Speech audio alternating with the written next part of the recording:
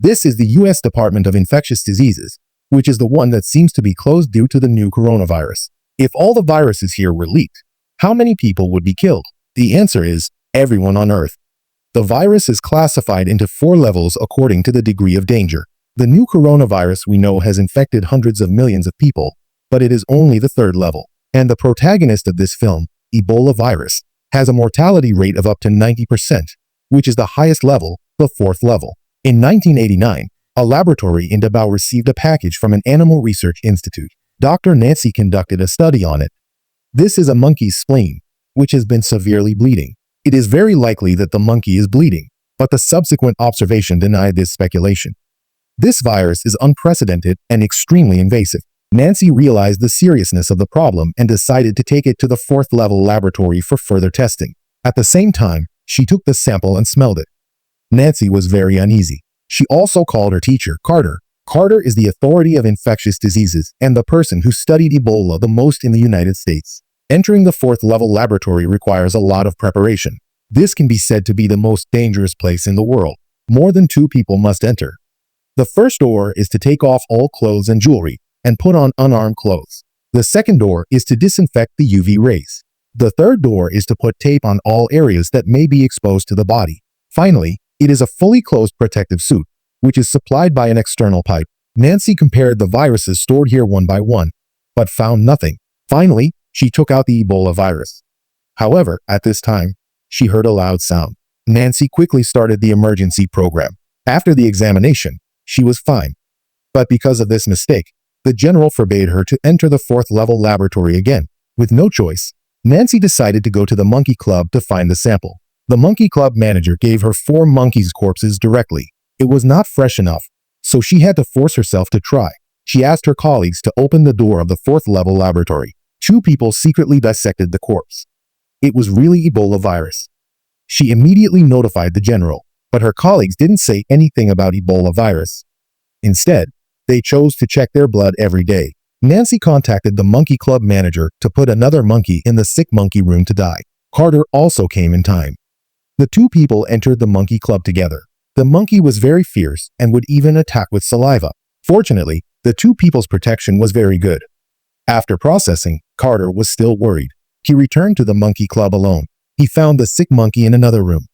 They applied to the military to send troops to put all the monkeys in the monkey club to die. But the director of the monkey club didn't agree with their plan. He had a deep personal grudge with Carter. At the same time, Nancy's colleagues were drinking at the bar. The monkey club manager wanted to appear in private. In 1976, Professor Carter and his colleagues came to the village where the Ebola virus broke out in Africa. It was already wet and barren. People used the method of burning houses and corpses to control the virus. They came to the nearby village. The director of the monkey club was already infected and was quarantined at home. At night, the director called Carter into the room. He begged Carter to bury him. Then he buried the body in the house, because according to local customs, all the villagers around him would come to pay homage to him after he died. People would touch his body. This would cause a large-scale infection.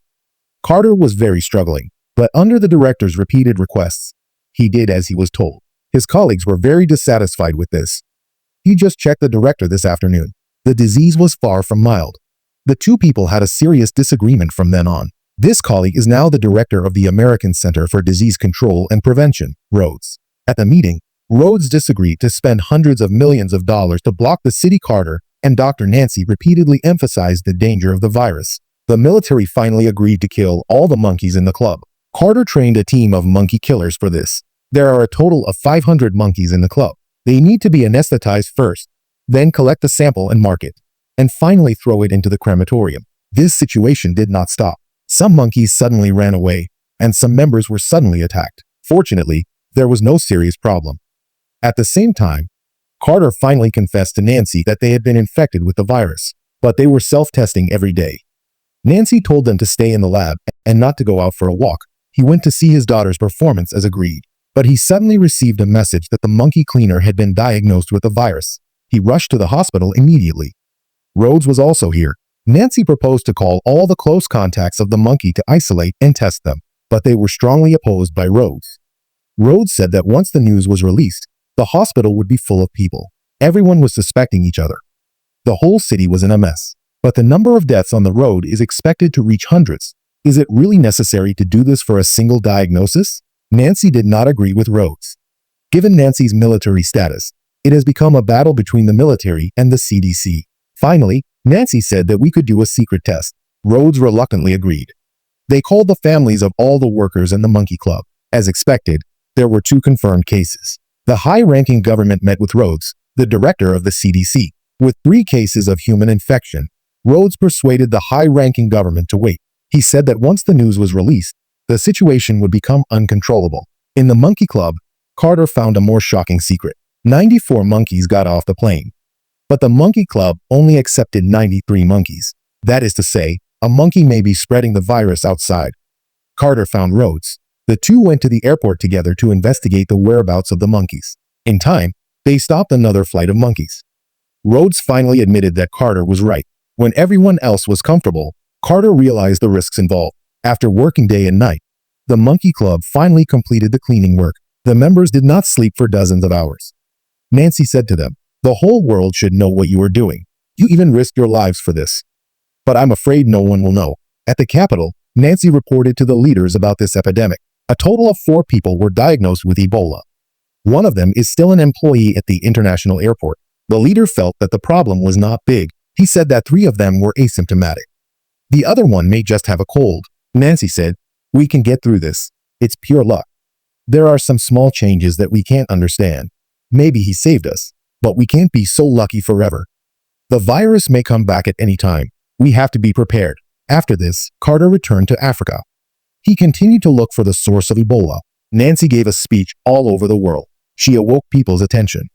She reminded them of their duty. The emergence of the virus seems to be the result of human invasion of the natural environment. The immune system of the earth has realized that the most destructive source of disease is human beings.